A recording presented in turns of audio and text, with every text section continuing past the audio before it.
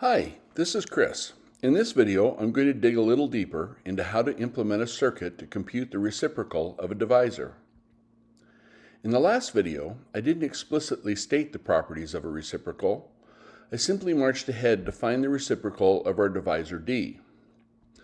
If the value x is the reciprocal of d, then the product of d times x is equal to 1. I'm sure you already knew this, but I felt I needed to say this explicitly because it's relevant for the discussion which follows. Our value d is stored as an IEEE 754 binary number. For simplicity, I'm using the binary 16 format, but logic for the other IEEE 754 binary formats is similar. Previous videos have covered this many times. The bits of a binary 16 value can be decoded as shown on your screen, where the significand bits DD, DD, DD, DD, DD come from the value's 10-bit significand field, and N sub D comes from the 5-bit exponent field minus the bias value. For binary 16 values, the bias value is 15. Similarly, our reciprocal value x can be decoded in this way. This is the expression representing the product of d and x. We can use the commutative property of multiplication to get the following. Since we're trying to find the value of x, which makes the product positive 1, we can quickly see that the sign of x, sine sub x, must be the same as sine sub d. That is, if d is positive, then x must be positive. And if d is negative, x must be negative. Skipping past the significands, let's look at the exponents for d and x. In order for the product of 2 to the n sub d times 2 to the n sub x to be 1, n sub x must be equal to negative n sub d. The value of negative n sub d may not be our final exponent value for the reciprocal of x, but for now, that's our starting guess. Now it's time to analyze the significands of the values d and its reciprocal x. The 10-bit significand field of d can range from a string of 10 binary zeros to a string of 10 binary ones. This means our 11-bit significand for d is an element of this interval. Consequently, the significand of d always makes the following inequality true. Knowing this, the reciprocal of the significand of d is always going to make the following inequality true. The value 1 over s sub d is the significand of the reciprocal value x, so we have the following inequality. You may already see that we have a slight problem, but hang on to that thought. I will be coming back to the problem this inequality poses later in the video. When the significand of d is equal to 1, the significand of x is also going to be 1. For any other significant value of d, the significand of x is always going to be greater than 1/2 and less than 1. Rewriting this inequality using binary for the lower and upper limits, we get the following. In Chris Fenton's Cray on an FPGA project, the Verilog code to compute the reciprocal strips off the most significant 1 bit of the significand value, and then passes the remaining 7 most significant bits of the significand into reciplet, and reciplet returns a 4-bit value. The code then prepends a 1 bit to get the initial 5-bit guess for the significand of the reciprocal value. Herein lies a problem. The initial guess for the significand of the reciprocal when the significand of d is 1 is 1.000 as a binary number.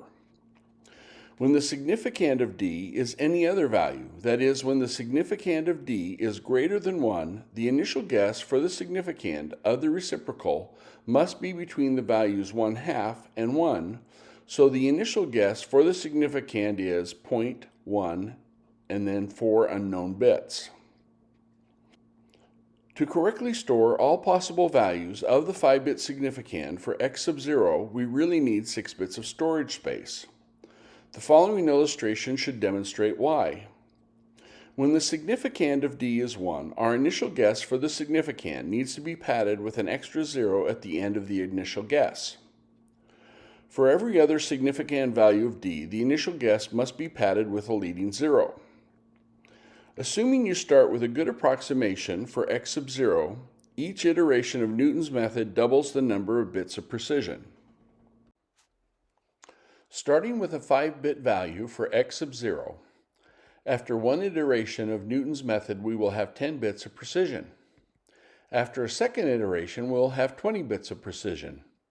So we won't have enough bits to accurately round to an 11-bit result until we've performed 2 iterations of Newton's method. My goal is to have enough bits of precision after one iteration for an accurate binary 16 result. Additionally, I wish to be able to produce accurate binary 32, binary 64, and binary 128 results after 2, 3, and 4 iterations respectively. To do this, I'm going to modify Reciprocal to take a 10-bit input and return a 7-bit value for the significand of x sub 0. Like Chris Fenton's implementation, my Verilog code will then prepend a leading 1 bit to form an 8-bit initial guess. In order to correctly represent the initial guess for the significand value when d is equal to 1 and when d is greater than 1, I'll store the significand for the initial guess x sub 0 as a 9-bit value. Hopefully, the extra bits generated by using more significant bits in the initial guess will allow the circuit to accurately round to the final result. I'll explain how my version of the lookup table used by Reciprocal was derived in a future video. Here's the slide from the last video showing the output for a case of computing the reciprocal where there is a numerical instability. I need to point out that there is a typo in this slide. The value 1300 is not a hexadecimal value. It's a decimal value. The correct hexadecimal value is 0514. With that correction out of the way, I can now proceed to explaining how I prototyped the reciprocal circuit using Python 3. The hexadecimal value 0514 decodes into the quantity -1 raised to the 0th power times the binary significand 1.01000100100 times 2 to the -14th power. This is the Python code for extracting the sign, exponent, and significand of the binary 16 value. The function addPoint is a utility routine which I wrote. This is its implementation. Because long strings of digits are difficult for humans to read, Python 3 allows the use of the underscore character as a visual separator for us humans. Remember that we need to perform fixed point arithmetic, so the numbers will have both an integer part and a fractional part. I need to keep track of where the binary point is. I use the addPoint function to insert the underscore character into the binary value to make it easy to see where the binary point is. So the Python code above, after extracting the sign, exponent, and the significand, prints their values so I can confirm that things are working correctly. The output of the print statement is as follows. I've already covered how to take the reciprocal of 2 to the -14th power. We simply change the sign of the exponent so the reciprocal is 14. Similarly, the sign of the reciprocal of d is going to be the same as the sign of d. The code now generates an initial guess for the significand of the reciprocal x sub 0 and prints its value. Please note that in the Python code the function X0 is my version of the function Reciprocal. We now use Newton's method to compute x sub 1. As you can see, there are debug statements which can be uncommented if you're interested. The final line prints the new approximation of the significand of the reciprocal. You may remember from earlier in the video, I said that the significand of the reciprocal of d must make the following inequality true. For constructing the logic for Newton's method, this is correct. However, if we're going to create a valid IEEE 754 binary 16 representation for the significand of x, the significand of the reciprocal of d must obey the following inequality. That is, the significand must have a single leading 1 bit to the left of the binary point. The Python code, like so much of the Verilog code which I presented in earlier videos, normalizes the significand and decrements the exponent if the digit to the left of the binary point is 0. The print statement which follows is pretty awful. I'll show an abbreviated version here. This print statement misuses the add point function to not only show where the binary point is, but also to delineate the bit values needed for the rounding step which follows. The output from this print statement looks like this. This code extracts the information needed to properly round the significand to an 11-bit result. Here is the output of the print statements. Because I delineated the appropriate bits above, it's easy to confirm that the value's last kept bit is odd, deciding bit is 1, and remaining bits or non-zero are correct for this particular case. From here on out, the Python code acts just like the Verilog rounding code which has been presented in earlier videos. Again, if needed, the code renormalizes the result after rounding. The Python script performs one additional step before printing the final binary 16 value. The script helps confirm that the product of the input value d and the computed reciprocal value is approximately 1. This is the output of these statements. As you can see, the product of the significands is close to 2, and the exponent is -1. Using the value 2 as an approximation for the product of the significands, we can compute the approximate value of the product of the two binary 16 numbers. So the product of our input value d and the computed reciprocal is approximately 1. Finally, the script prints out the hexadecimal encoding of the reciprocal value of d. The value printed is reciprocal is hexadecimal 724D.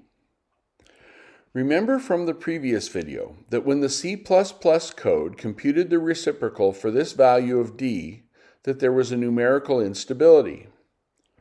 Further analysis showed that the oscillating values being computed in the C++ code, 724C and 724E, weren't as good an approximation of the reciprocal as the hexadecimal value 724D. The natural question then is, why did the C++ code fail to find this value when the Python script was able to compute the optimal value? To answer this question, we need to revisit the C++ code. This is the code for the first iteration of Newton's method. The code first performs the multiplication of d and x0. In the member function which is invoked to perform this task, we find the following. Likewise, the member function which implements subtraction also rounds its result. Each iteration of Newton's method to find the reciprocal performs 2 multiplications and 1 subtraction. Each time the C++ code performs an arithmetic operation, it's losing precision, which is caused by rounding to an 11-bit result. The Python script, on the other hand, keeps every computed bit of precision until the last step, when we finally round the significand so we can package the result as a valid binary 16 value. We should expect that the logic in the Python script and ultimately in the final circuit won't exhibit the same kinds of numerical instability which we get from the C++ proof of concept code. The Python script is available on GitHub. The comments for this video have the URL. Feel free to experiment with the script. In particular, verify that the script correctly calculates the reciprocal of -1. The script supports all of the required rounding modes: round ties to even, round towards positive, round towards negative, and round towards 0. The script even has a help option to show you how to use it. Lastly, the Python script isn't particularly good code. I don't feel bad about this because it's prototype or proof of concept code. If you have improvements you'd like to make to the script, please do so and consider sending the changes back to me so others can benefit. That's enough for this video. In the next video, I'll cover how I derived my version of the lookup table to get 8 bits of precision for the initial guess. In the meantime, I would once again encourage you to implement your own version of the circuit to compute the reciprocal using Verilog. It's my opinion that one doesn't really learn new material without working through all the problems which arise in the process of implementing a design. Please share this video with friends and colleagues who might have an interest in this series. Questions and comments are welcome in the comment section. If you found this video useful, please click like below. While you're at it, subscribe to the channel, then click the bell to be notified when new videos are available. Thanks!